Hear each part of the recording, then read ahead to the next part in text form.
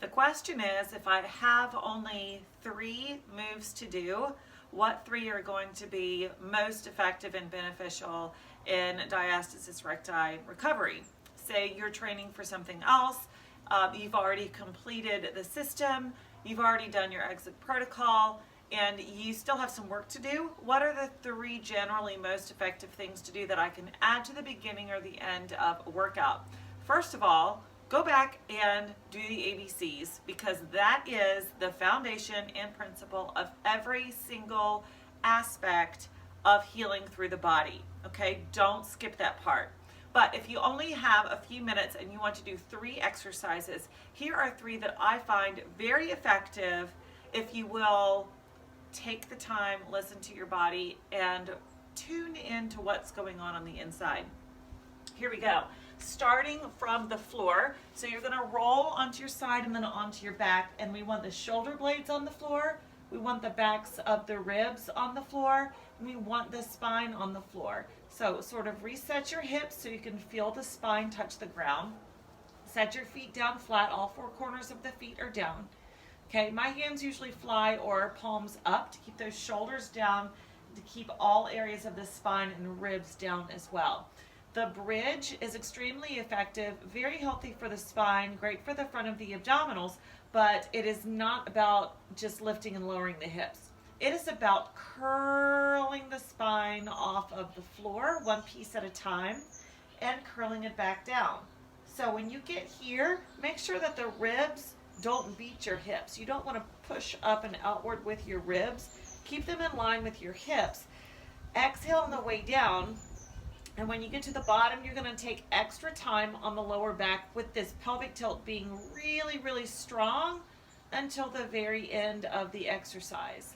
So yes, it does use your legs, but it's also spinal and very, very abdominal. When you first start to tuck that tailbone under, imagine too that you're lengthening here across the front of the hip bones and the pubic bone, because you want that length to stick all the way to the top and all the way down to the bottom. So doing about 3 or 4 of those every day. And to up level it, you press your knees together or hold something in between your knees and press them towards each other, because the inner thigh connects to the pelvic floor, connects to the transverse abdominis, connects to the rectus abdominis, and all the way up you become one piece. Okay. Number 2 thing that I really like is going into the pendulum. So grab one leg and lay the other leg far enough out to where your back is still on the ground. So for me, I can press my leg all the way down, my back is still on the ground. For some people, they need to pop a little bit so that their back can stay on the ground, and that's perfectly fine. When you start here, just go ahead and give yourself a moment to stretch, and then you're going to take that leg directly up over the hip bone. So you've got this 90-degree angle here. That angle is not going to change. Press your thigh into your hands until you feel your core muscles engage, and then slowly bring the hands out to the side. Then you've got strong tummy muscles, strong leg muscles. Take a breath. Exhale to bring your knee across your body. Your hips are not going to move. Hips are staying facing up and super flat and strong from hip bone to hip bone.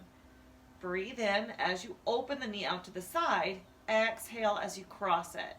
So you want this to be super flat, drawing the navel up and in, very strong in your breath. Do 6 or 8 of those on each leg. Okay, and finally, we're going to do half dead bug at an angle. I love this exercise. So you can keep this leg down, you can pop it, or you can go all the way into a bent leg. Whatever helps you really stabilize your spinal muscles and draw your front body muscles up and in, that's what you're going to do. Take your leg up over your hip bone again. I'm just going to show you from the other side for this one. Press the thighs into the hands, engage the core muscles. You're going to take the opposite arm up over your chest. Release with this hand, take it out to the side, and we're going sort of at a 45-degree angle, knee away from hand, and exhaling to come back up over to the center. I call this the half dead bug angled. I know it's got a strange name, but if you've done dead bug before, it kind of makes sense as to why I call it that. You want to make sure that you're not allowing your body to rock to the side, you're not allowing the hips to rock or to turn, and you're just really feeling this connection happen across the body. So we've got a little bit of oblique working here and a lot of strength in the transverse to help you.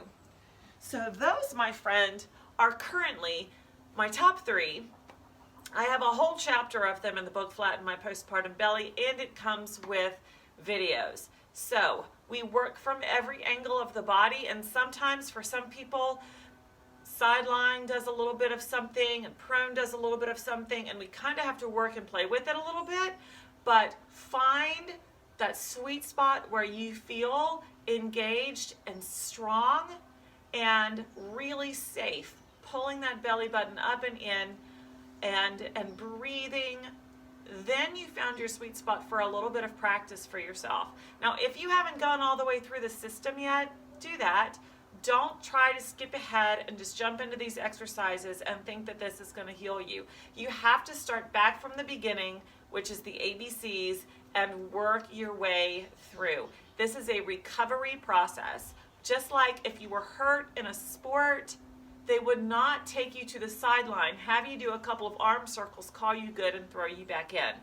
You have to go through the process of rehabilitation, okay? So if you have questions on this or the rest of my exercises, you can find me anywhere at CarrieFit.